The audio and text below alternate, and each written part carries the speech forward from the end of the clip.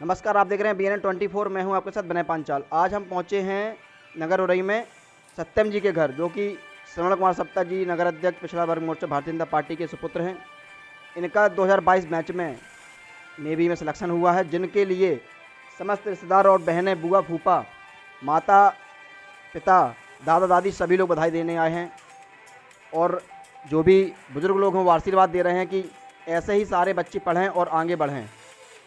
सारे रिश्तेदार आज यहाँ पे इनके घर पे मौजूद हैं, जो कि बधाई देने के लिए आए हैं, क्योंकि ऐसा सौभाग्य हर पुत्र और पुत्री को बड़ी मुश्किल से मिलता है कि पढ़ाई करने के बाद पहले ही इंटरव्यू में पास होना और सिलेक्शन होना बहुत ही गर्व की बात है। देखा जाए, क्योंकि बैकवर्ड जाति से आते हैं तो इनके पिता का कहना है कि बड़ी मुश्किल से सिलेक्शन होते हैं, लेकिन ये हमारा लोगों का सौभाग्य है कि आज हमारे पुत्र का भाजपा सरकार में सिलेक्शन हुआ है। इसलिए पार्टी को भी धन्यवाद दिया। और अब हम बात करते हैं इनके रिश्तेदारों से भी, माता पिता से और दादी से। यह है और जनपद जालौन में पहली बार पहले ही टेस्ट में इनका सिलेक्शन हुआ है। इनके सहयोग में इनके दादी मालती देवी, जो कि प्रधानाध्यापिका के रूप में मौजूद थी, और इनके बाबा प्रेम नारायण जी, जो DBC से लाइब्रेरी के लेक्चरर भी थे। इन लोगों का आशीर्वाद अपने नाती के ऊपर हो। नमस्ते अंकल जी। नमस्ते बेटा। आप कौन सी क्लास में तक आप पढ़े हैं और क्या लक्ष्य था आपका? ग्रेजुएशन कर रहा था अभी। शुरू से ही डिफेंस में ही जाने का मन था, तो इसमें ही कोशिश करी। एक दो बार प्रयास किया और पहले ही प्रयास में सफलता हासिल हुई। 30 सेकंड के अंदर पूरा इंट्रोडक्शन दीजिए। मैं सत्यम कुमार मॉर्निंग स्टार स्कूल से पढ़ा हुआ हूँ। 12th करने के बाद 6 महीने की मैंने देहरादून में एकेडमी में कोचिंग करी। उसके बाद यहाँ पर आकर ग्रेजुएशन के साथ साथ एग्ज़ाम दिया, और एग्ज़ाम देते देते पहले एग्ज़ाम में टेस्ट क्लियर हो गया।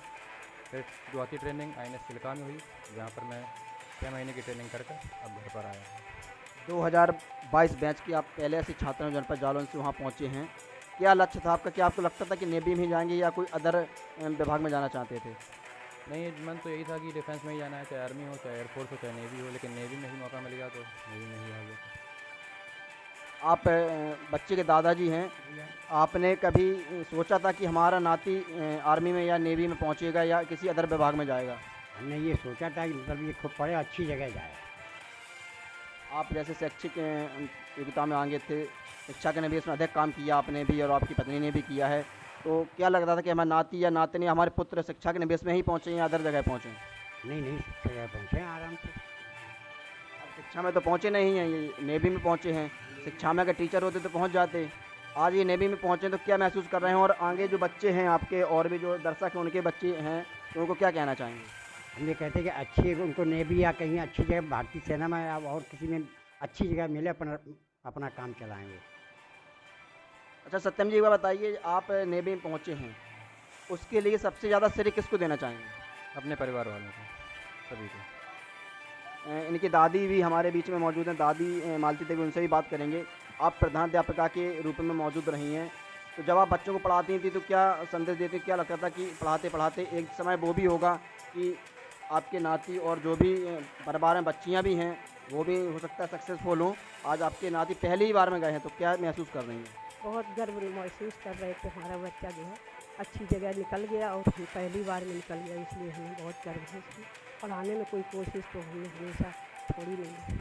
आपकी 3 बेटियां हैं, तो क्या किस किस कोई बेटी आपकी गवर्नमेंट जॉब में, प्राइवेट जॉब में पहुंची है? अभी तो कोई नहीं है, परंतु कोशिश तो यही करते कि आ जाए ना। एक नातिन हमारी BEd कर चुकी है, एक BTC कर रही है, वो एक तो अभी ग्रेजुएशन कर रही है।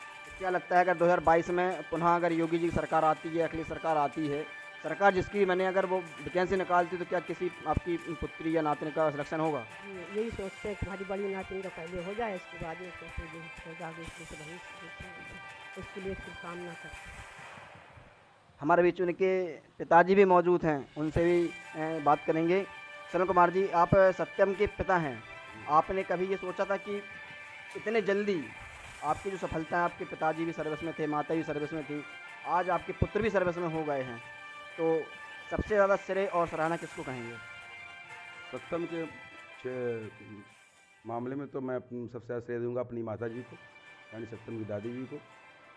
समस्त पढ़ाई लिखाई संस्कार जो भी हैं उनको अपनी दादी से मिले हैं, और सदैव मेरी माता जी भी वैसे धार्मिक विचारों की रही हैं और हमेशा से हमारे पुत्र सत्यम को प्रेरित करती रही हैं। सत्यम से आज तक हमें क्या मतलब कि किसी भी परिवार के सदस्य को या किसी रिश्तेदार नातेदार या मोहल्ले वाले को कभी कोई शिकायत नहीं रही है कि संस्कार उसको अपनी दादी से मिले। आप भी पढ़े लिखे हैं तो आप आज राजनीति में हैं, भारतीय जनता पार्टी के पिछड़ा वर्ग से नगर अध्यक्ष भी हैं, तो आपको नहीं लगता था कि कोई सर्विस या बिजनेस कर रहे हैं कि राजनीति कर रहे हैं? ये बहुत बड़ी प्रेरणा होगी कि हर एक राजनेता को ये निश्चित करना चाहिए कि अपने पुत्र को भी वो देश की सेवा में लगाए। या राजनीति कोई एक पेशेवर बिजनेस नहीं होगी, धंधा नहीं कि हम राजनीति में तो हमारा पुत्र भी राजनीति में। कोई वंशवाद कोई परिवारवाद ना होना चाहिए, बल्कि ऐसा होना चाहिए कि अपने पुत्र को अपने परिवार वालों को भी देश की सेवा में लगाए। और राजनीति के माध्यम से हम सेवा करना चाहते हैं, एक माध्यम देश की सेवा का ये भी है। और पुत्र को सेना में भेजा हमने। इनकी माता जी से भी बात करेंगे। आज आपके सुपुत्र सर्विस में हैं, क्या लगता है कि आगे आपकी बहू आएगी तो क्या सर्विस में होगी? जी, अब ऐसे तो चाहते तो यही हैं और आगे देखते हैं क्या करते पढ़ी लिखी बहू से शादी करेंगी? हैं। अब ये तो पता नहीं है कि पढ़ी लिखी आ रही है बिना पढ़ी लिखी आ रही है। जब बच्चा पढ़ रहा है, नौकरी भी लग गई है, तो एक लक्ष्य तो होगा कि हमारी बहू कैसी हो। हम तो यही चाहते सर्विस वाली बहू आए भाई, अपने देश का वो भी नाम रोशन करे भाई। एयरफोर्स में लड़कियां आजकल जा रही हैं और भी सेना में जा रही, डिफेंस में जा रही हैं, तो ऐसे भी आ जाए तो और भी अपने परिवार का, अपने मोहल्ले का और सभी जालौन का भी नाम अच्छा होगा। अच्छा, परसों वोट खुलने हैं, सरकार बनने वाली, तो क्या आपका दिल कह रहा है कि सरकार किसकी बननी चाहिए? अब हमारा तो बताएं बीजेपी की तरफ ही रुझान है कि बीजेपी की सरकार आए और इसके और आगे भी आए, वो भी अच्छा काम करे, इसमें देश का ही भला होगा हमारा और सबका भला होगा। ये सत्यम की माता जी थी और पिताजी थे, बाबा दादी ने भी बताया है कि किस तरह से बच्चे को आगे बढ़ाया है। इनका लक्ष्य पहले से था कि हम आर्मी में या सैनिक में किसी जगह जाएंगे, शैक्षिक योग्यता में सबसे आगे रहे, पढ़ाई में सबसे आगे रहे।